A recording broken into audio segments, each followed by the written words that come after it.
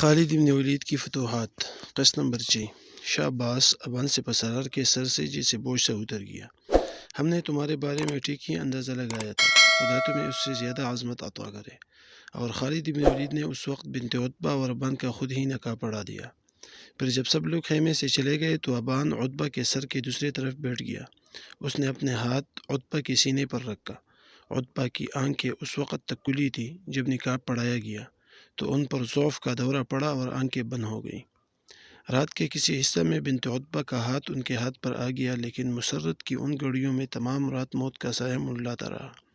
عتبہ کی ڈوبتے دل اور اکڑتی سانسوں کو دیکھ کر ہی انہوں نے پوری رات آنکھوں ہی میں کاٹ دی۔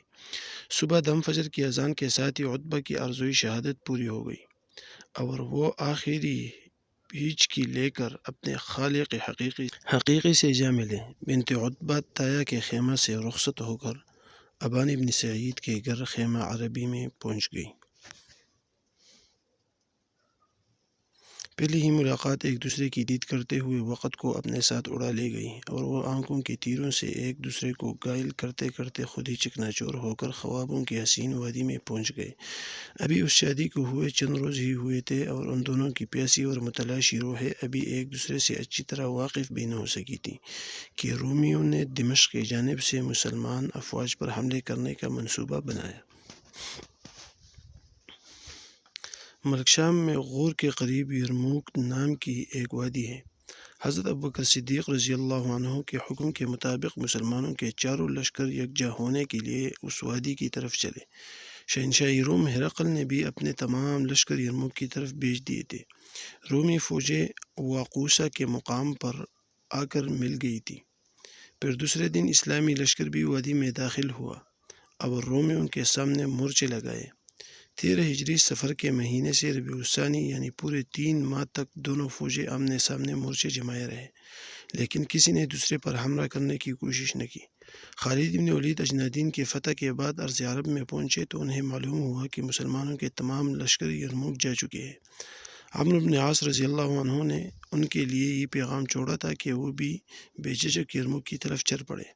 چنانچہ خالد بن ولید نے فوراً اپنے سرداروں سے مشورہ کیا۔ اس مشورے میں انہوں نے ابان کو بھی شریک کیا۔ جواں عمر ابان کو بنت عتبہ کے ساتھ شادی کے بعد سب سواروں کا سردار مقرر کر دیا گیا تھا۔ بس اتفاق رائے کے بعد خالد بن ولید رضی اللہ عنہ نے بھی اپنے گھوڑوں کے رخ یرموک کی طرف موڑ دیے اور وہ بہت جلد وہاں پہنچ گئے۔ مسلمانوں کو اس کمک سے بہت خوشی ہوئی۔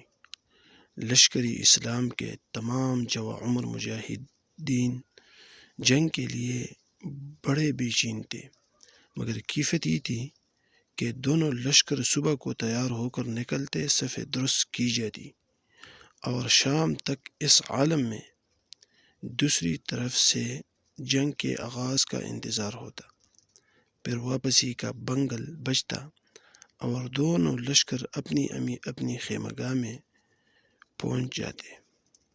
چینل کو